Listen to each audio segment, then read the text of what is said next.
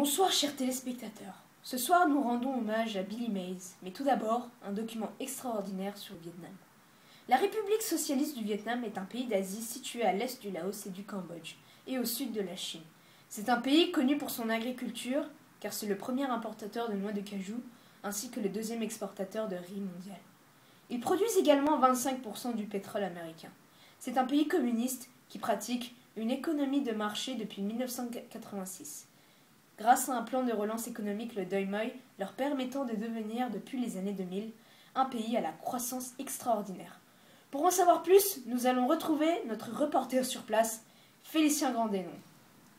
Vous êtes en direct de Hanoï pour nous apporter une interview exclusive avec le meilleur ouvrier du Vietnam de l'année 2009, c'est cela? The best of the best de la classe ouvrière.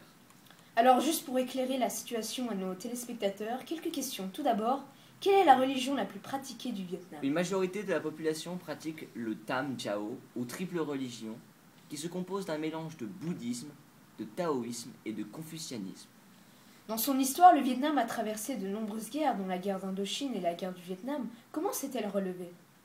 C'est en 1986 que le Vietnam, en abandonnant une économie planifiée, inspirée par l'URSS pour une économie de marché capitaliste, le Doi Moi, relance son économie. En quoi consiste cette économie de marché? Ça consiste à abandonner le modèle communiste et à autoriser la propriété privée. En somme, cela permet d'ouvrir et de dynamiser le marché en permettant l'arrivée des investisseurs étrangers. C'est d'ailleurs jugé l'un des pays les plus fiables actuellement par les aides économiques comme le Fonds monétaire international. Mais nous en reparlerons plus tard avec notre invité spécial. En rapport avec les droits de l'homme, où en est ce pays? Malheureusement, comme son voisin chinois, les droits de l'homme sont constamment bafoués, en cause la liberté d'expression, de la presse, etc., sont souvent en proie de violentes restrictions. Mais ce pays est-il quand même ouvert aux étrangers?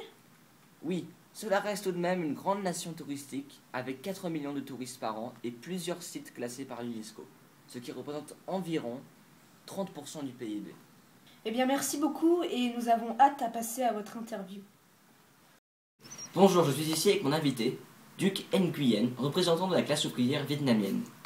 Bonjour. Alors monsieur Duc, qu'est-ce qui fait la force de cette économie vietnamienne? Ce qui fait la force de cette économie vietnamienne, c'est que nous avons une main-d'œuvre plus compétitive que celle de la Chine, donc moins chère. Mais est-elle qualifiée cette main-d'œuvre? Nous avons un taux d'alphabétisation à plus de 90% de la population. Et le fait d'avoir 70% à moins de 35 ans, cela aide beaucoup. Ça met environ un peu plus d'1 million de travailleurs par an. Mais avez-vous un faible taux de chômage?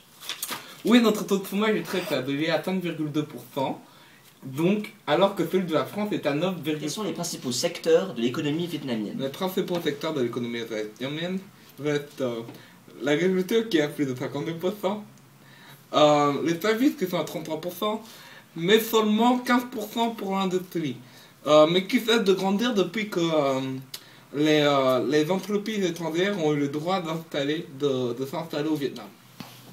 Merci beaucoup, à vous l'antenne. Mes chers téléspectateurs, merci d'avoir suivi l'émission d'aujourd'hui.